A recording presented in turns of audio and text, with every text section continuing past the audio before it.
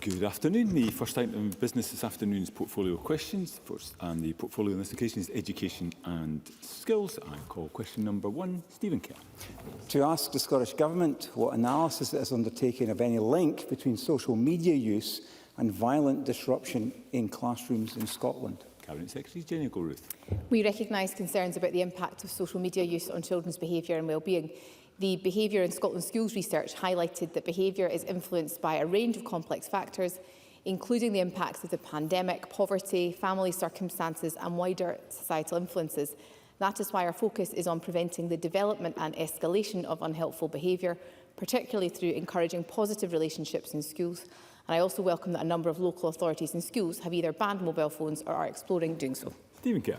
Children now spend on average around 3 hours a day online, and 70% of them are being exposed to real-world violence during that time. Now, teachers across Scotland are telling us that concentration is falling, behaviour is deteriorating and disruption is rising. And given the government's own acknowledgement that violent disruption in classrooms is increasing, does the Cabinet Secretary accept that unregulated mobile phone use during the school day is contributing to the problem? And given what she's already said, if she does, and I think she might, will she now move beyond guidance and commit to a clear nationwide ban on mobile phones in Scottish schools? Cabinet Secretary. I thank Mr Kerr for his question. We've discussed these issues at length, and I should actually pay tribute to his colleague Pam Gosal, who led a roundtable on this matter last week, at which I attended and discussed this issue in more detail. I do accept the substantive point the member makes in relation to the harmful impacts of mobile phones in our schools and the disruptive impact that can have in relation to behaviour. The BISR research, of course, brought some of those issues to the fore. There are broader issues in this space, additionally, in relation to the regulation of the internet and social media in particular, which is what the member's original question was. And to put on the record, I will be meeting with the Interministerial Group on Child Sexual Abuse, which I expect to talk about these issues in more detail in London on Monday with UK Government ministers. More broadly, the member is aware of the Government's position in relation to mobile phone bans in schools. At the current time, we do not have a national-wide ban. At the current time, the guidance says that power rests with head teachers. And for the Government to take forward a national ban, we would have to legislate, and I won't be able to do that in advance of the election or give confirmation at the current time. But I hear the issues the member has put on the record today, and I'm sympathetic to the general points that he has made. A couple of brief supplementaries. First, Colin Beattie. As children and young people are encountering new and evolving challenges, can the Cabinet Secretary outline how the Scottish Government is supporting work such as the Digital Discourse Initiative to equip them with crucial skills to counter negative online content and behaviour? The Cabinet Secretary. So the programme for Government committed us to supporting the Digital Discourse Initiative, which was a joint project by the Time for Inclusive Education and Institute for Strategic Dialogue campaign. The DDI initiative supports schools to counter the impacts of disinformation and online hate. And I heard very positive feedback from staff and from pupils when the project launched during my visit to Cathkin High School last year. I'm delighted that the DDI initiative continues to receive such positive feedback. It is, of course, one of several useful online resources which complement the recently updated statutory guidance the Government has published on relationships, sexual health and parenthood, providing learners with the knowledge to develop safe and healthy relationships. And briefly, Paul O'Kane. Thank you. We know that there clearly is a link between social media use and behaviour. I hear what the Cabinet Secretary says about her position on mobile phones, although I would ask her to furnish Parliament with further information as to why she thinks there has to be a legislative intervention for her to ban mobile phones in Scotland schools. And given that she has responsibility for child safety and wellbeing, as she referenced in her answer to Stephen Kerr, what is the Scottish Government's position on the proposals currently under consultation to consider banning under-16s from social media use like other countries around the world? Cabinet Secretary. I thank Mr O'Kane for his question. In relation to the banning of mobile phones, it's not something I think this is something that I have commissioned advice on as a minister from my officials. There is not legislative power does not rest with Scottish ministers at the current time, which is not to say to Mr O'Kane's substantive point that it may not or may do in the future. In relation to the issues that he raises with regard to online behaviour and social media, I expect to discuss these with UK Government ministers on Monday at the Interministerial Group on Child Sexual Abuse and the proposals that, of course, the UK Government has put forward in that regard, which I'm very sympathetic to supporting, but recognise, of course, an element of powers here rests in a reserved space. So I will continue to engage with his colleagues in UK Government, and I'm happy to give an update on that following the meeting I'll have on Monday. Thank you. Question 2, Emma Roddick. Thank you, Presiding Officer. To ask the Scottish Government regarding the Education Scotland Act 2025, how the new body Qualifications Scotland will ensure that the Learner Interest Committee is representative of all of Scotland, including rural and island areas and neurodivergent learners. Cabinet Secretary. I am pleased that Qualifications Scotland opened the application process for its new Learner Interest Committee on the 2nd of February this year. It will ensure a range of perspectives are represented on the committee, including from learners across Scotland's regions and people with additional support needs or a disability. It's also important to be clear the Education Act places a statutory responsibility on Qualifications Scotland to encourage equal opportunities when appointing members of the committee, and that it sits alongside specifically requiring them to consider the appointment of individuals who are care experienced, come from socio-economic disadvantaged backgrounds and who have additional support needs in education. Emma Roddick. I thank the Cabinet Secretary for that response. We know that many neurodivergent learners struggle with neurotypical processes and structures in school settings, and that can be compounded further by rurality. And equally, I know from young rural voices that they face multiple barriers, being young carers, disabled themselves, or suffering from mental health issues. Many of these characteristics can cause the others. So I'd be keen to hear more about how we will take an intersectional approach, recognising the multiple barriers that some learners face. Cabinet Secretary. I thank the member for her question and the issues that she raises. Qualifications Scotland, of course, is arm's length of ministers, but I should say that it does undertake a range of activity already which is designed to support the needs of disabled and neurodivergent learners. That includes reviewing and updating the content for their Designing Inclusive Assessment Academy course for staff and for appointees who develop qualifications and assessments. They also engage directly with organisations which represent neurodivergent learners via their Equality and Inclusion Group. And the needs of disabled and neurodivergent learners and any barriers to accessing current qualifications they may face is something that the organisation and government are very aware of, to the member's points, and are very keen to address through improvements to accessibility and inclusion as part of qualifications reform more broadly. Qualifications Scotland, of course, should ensure that learners across all of Scotland, including those in rural and island communities, have the same assessment experiences, supported by deploying visiting assessors for all assessment centres in Scotland. Okay, question 3, Ariane Burgess. Thank you. To ask the Scottish Government how it's supporting apprenticeships for care-experienced young people, particularly in rural and island areas. Minister Ben McPherson. The Scottish Government is committed to ensuring care-experienced young people can access a variety of apprenticeships, including in rural and island areas. Skills Development Scotland, on behalf of the Scottish Government, provide enhanced contribution rates for care-experienced modern apprentices up to the age of 29. These enhanced contribution rates ensure that training providers can offer the additional support needed to help individuals sustain and complete their apprenticeship. And Skills Development Scotland also provide a rural uplift, an enhanced payment for training providers in rural and island areas to incentivise delivery in those locations. Ariane Burgess. I thank the Minister for that answer. At present, apprenticeships in critically important sectors are off limits for rural and island-based young people who are care experienced and could find it destabilising to leave their forever homes. For example, there are no roof slating apprenticeships north of Arbroath, effectively preventing many young people in the Highlands and Islands from pursuing that key line of work. Given its ongoing commitment to the promise, what steps will the Scottish Government take to rectify this lack of opportunity for care experienced young people, both in my region and across rural and island Scotland? Minister. I thank the member for highlighting these important points in her region and the young people considered within it and those retraining. The modern apprenticeship demand assessment comprises 3 phases.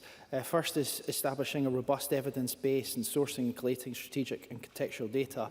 The second phase draws on the baseline to support consultation with industry to verify demand. And in the final phase, the evidence baseline and consultation insight are analysed and a final assessment is produced to inform the modern apprenticeship contracting strategy. That is all undertaken by Skills Development Scotland. I think the member makes important points. 1, about making sure that there are opportunities in the area. 2, that the demand is fulfilled. And 3, that we build the skills base required, not just in the here and now, but for the times ahead.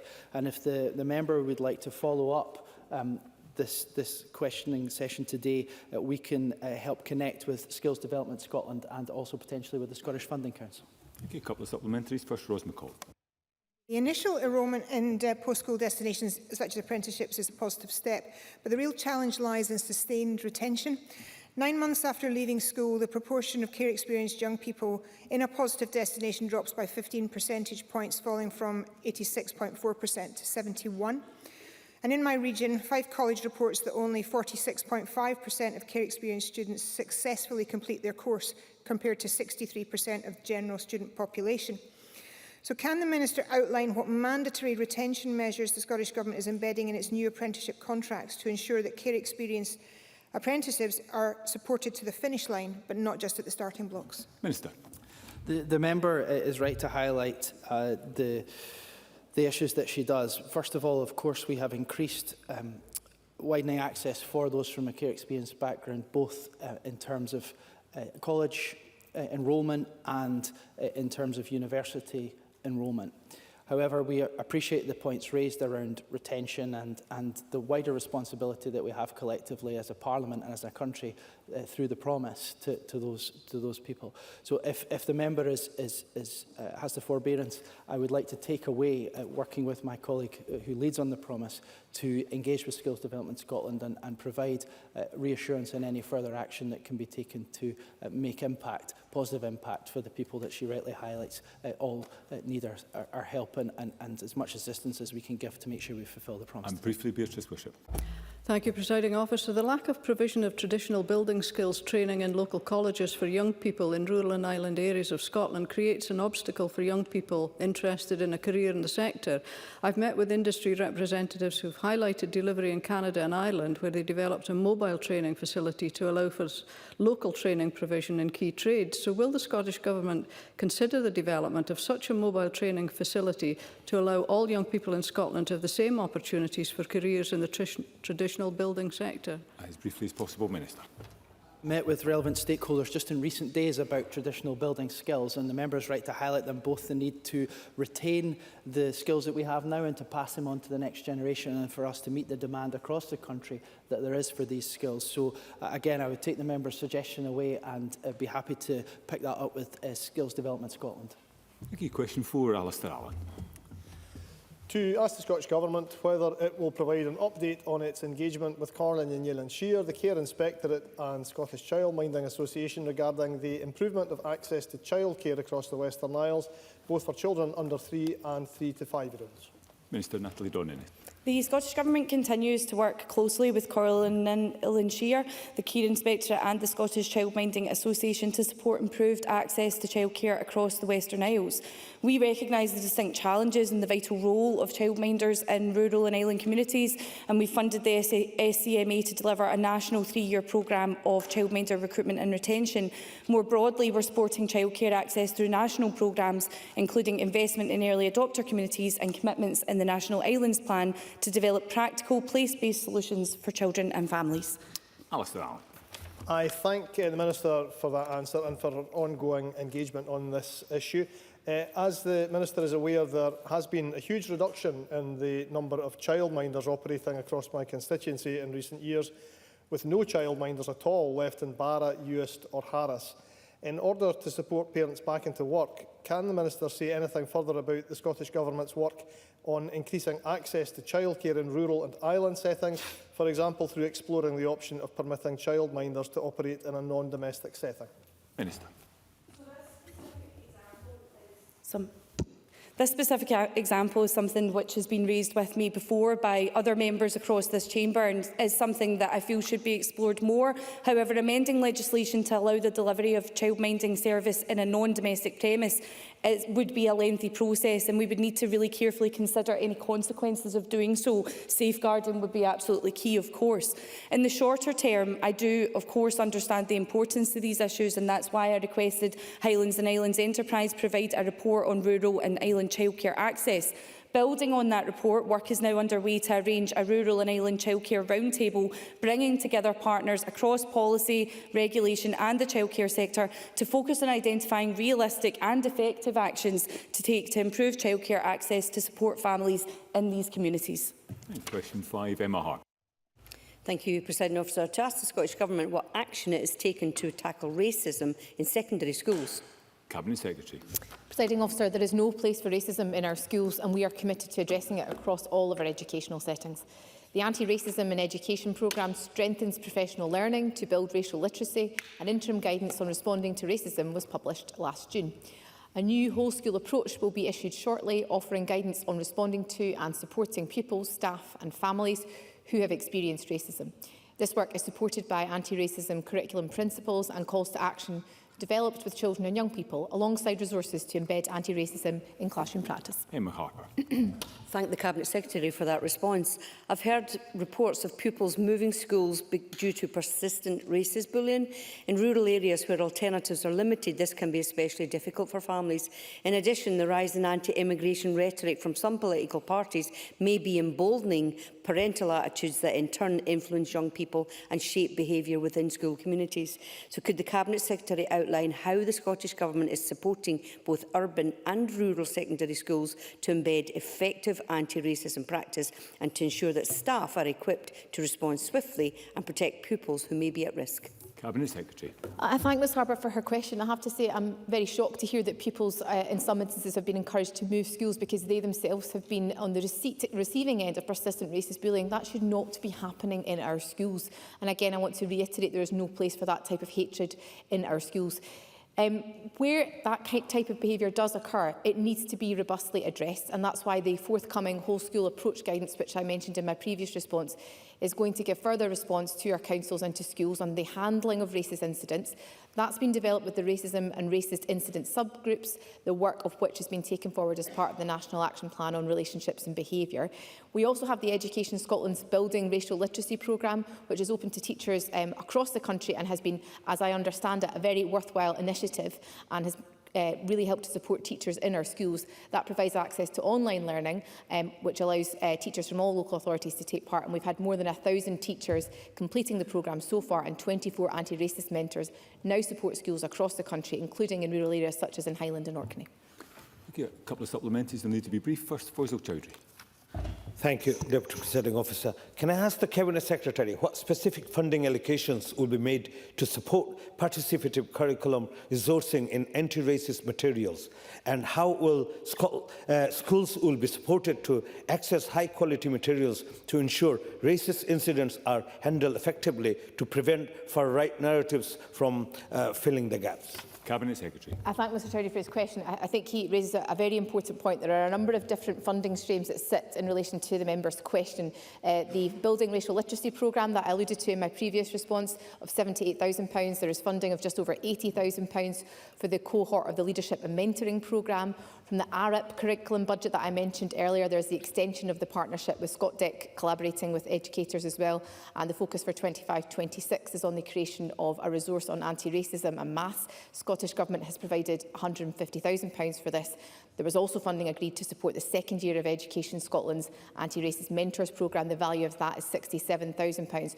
There are two other funding streams, Presiding Officer. I am conscious of time, so if the member will allow me to do so, I'd like to write to him in a bit more detail on these topics, because I appreciate there are a range of different issues here and I'd like to give him a substantive response. Thank you. And briefly, Stephen Kerr. Can I ask the Cabinet Secretary what proportion of these incidents, from the data she has available to her, what proportion of those incidents result in meaningful disciplinary action? And how would the Cabinet Secretary define a consequence that acts as a real deterrent to this behaviour? Cabinet Secretary. Well, Mr Kerr will be aware that the Government published updated guidance in relation to consequences just prior to the summer recess. In relation to the meaningful disciplinary action itself and that data, that's not data sets that the Government itself would gather. Although I should say, I think there are issues more broadly in relation to our education data at the current time. And I'm sure that's a matter that the incoming next Government, following dissolution and the election, will want to consider in due course, as I think some of these issues in relation to data sharing and ministers who sit at national level should be more readily available. Thank you. Question 6, Sue Webber. To ask the Scottish Government what the Education Secretary's position is on concerns that, in light of the National Review timeline, victims of grooming gangs will have to wait up to 18 months before ministers decide whether to establish a full public inquiry. Cabinet Secretary. Presiding Officer, it will not take 18 months. The first phase of assessment is already underway, with local authorities having 12 weeks to respond. The inspectorates have committed to reporting to ministers by the summer of this year once they have assessed those findings. The findings will be scrutinised by the National Child Sexual Abuse and Exploitation Strategic Group, which is chaired by Professor Alexis Jay. Professor Jay has provided advice throughout the development of the National Review and will advise ministers on the progress being made. Finally, I will be providing a fuller update to Parliament in my statement next week on these issues more substantially. Sue Webber. sure that the survivors, along with myself, will be delighted to know that they will not be having to wait 18 months for the review. Victims' testimonies say they were brought from England over the border to Edinburgh to be exploited and raped. Will you confirm that the National Review will explicitly cover historic cross-border grooming networks, including cases in Edinburgh involving offenders operating from England? Through the Chair. Cabinet Secretary. I thank the member for her question. She is absolutely correct to put on the record the importance of listening to survivors' voices. That's why, of course, yesterday evening, the Cabinet Secretary for Justice and I joined the CPG on childhood sexual abuse survivors, and I was very grateful to them for sharing some time with Ms Constance and I to talk about their own experiences, but also to ensure that the National Review listens to their voices and that we get this right for them. That is so imperative. The member asked a substantive point in relation to historic cross-border cases, and some of the issues the member alluded to relate also to historic cases. The member will be aware of the work of the Child Abuse Inquiry, which is looking at some of these historic cases in the round. If the member will allow me to, I would like to write to her more detail in relation to the role of the inspectorates. Finally, it may give her some comfort to know that I will be meeting with Alexis Jay later this evening, and so following that meeting I would like to write to Ms Webber in more detail on these points. Thank you. Question 7 was not lodged. Question 8, Jamie Hepburn. To ask the Scottish Government what assessment is made of any potential impact of its draft budget 2026-27 on the college sector. Minister Ben McPherson. The draft budget increases core capital and resource funding for Scotland's colleges by £70 million, a 10% uplift on last year. This provides a strong platform for the sector to support learners, deliver the skills our economy needs, and ensure our colleges are equipped for the challenges and opportunities of the next quarter of the 21st century. I meet college stakeholders regularly, and this morning the First Minister chaired a constructive meeting with Colleges Scotland, together with the Cabinet Secretary for Education and Skills, the Cabinet Secretary for Finance, and myself, who also attended. Colleges Scotland welcomed the draft budget and recognised the significance of this additional funding for the sector. And I hope members across the chamber will share our commitment to Scotland's colleges and support the draft budget. Minister. Audit Scotland reported that New College Lanarkshire's modelling demonstrated that supported learning requires the most staff per academic credit achieved. How can the uplift that the Minister speaks of sustain supported learning at New College Lanarkshire and across the further education sector to support the social good it can deliver? Minister. First of all, I had an excellent visit to New College Lanarkshire's Motherwell campus just in recent months, and I was really struck by what a remarkable institution that is and the good that they're doing in the community and providing skills for the public sector and the private sector. And the Scottish Government is committed to ensure that all our students, including those with a disability, long-term medical condition or additional support needs, are able to access further and higher education and are fully supported throughout their studies. I am confident that the uplift in funding that the draft budget would deliver will enhance colleges' ability to make strategic decisions that strengthen student support and further embed inclusivity at the heart of their provision. And the tripartite group of Colleges Scotland, the Scottish Government and the Scottish Funding Council is also driving forward a fundamental review of the current credit-based college funding model to improve flexibility and responsiveness, which will help in this regard as well. Thank you. A couple of supplementaries. First, Douglas Ross. Thank you, Presiding Officer. It was back in 2018 that a comprehensive job evaluation exercise for college staff was initiated, and it's still not concluded. Now, I know the SFC are doing a lessons learned process going through that at the moment, but there are estimates that backdating this to the 1st of September 2018, which the government committed to, will cost £100 million. Is that £100 million ring-fenced in this year's budget? Does the Minister agree with that £100 million suggestion of the cost of this? And given the length of time it has taken to get to this stage, what have the government done to look at the implications on this for people's tax in the years that have passed since this review was initiated but has still not completed? Minister. I thank the member for raising the important point of how our college staff are paid and the funding that's provided by the government in order to help facilitate that through our valued stakeholders. Of course, there has been a period of industrial relations which have been undertaken prior to my appointment, of which we have thankfully reached a position of settlement with good outcomes achieved for all parties, including in recent months with support staff in colleges. The staff that work in our colleges are, of course, the most important stakeholders who deliver for the learners that we are all sent here to serve and represent. And I'm happy to take away the member's specific question with regard to the resourcing, both historically and going forward. I would like to give a substantial, detailed response, and I'd rather do that in writing if the member is understanding of that. And briefly, Willie Rennie. I'm sure the Minister will recognise the role that the Liberal Democrats played in securing this uplift in college funding and persuading the Finance Secretary to give that 10% £70 million increase. But staff, trade unions and also college leaders want to know whether this is just going to be a one-hit wonder, or is it going to be a result in increase year on year on year, because we need to have certainty for the college sector so that they can plan for the future. Is the Minister confident that the Finance Secretary understands that and the increases will be forthcoming in future years? Minister.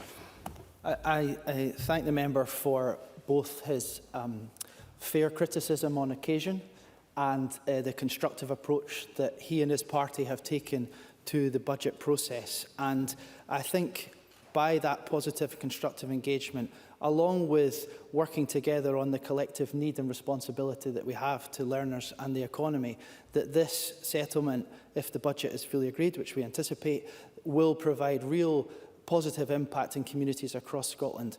And also, crucially, help our colleges, and this is what we discussed in the meeting this morning, again, which I referred to earlier, the opportunity that we all have now to look forward at what our college sector can provide, both in terms of making sure that we tackle poverty and that we realise our economic potential. And the member is right to emphasise that there is a process beyond this financial year, and we are working with the college sector and the SFC to get into a process of how we think about that together and do it on a shared basis, investing in the people and the economy in the round. Thank you, Minister. That concludes portfolio questions on education and skills. There will be a brief pause before we move to the next item of business to allow the front benches to change.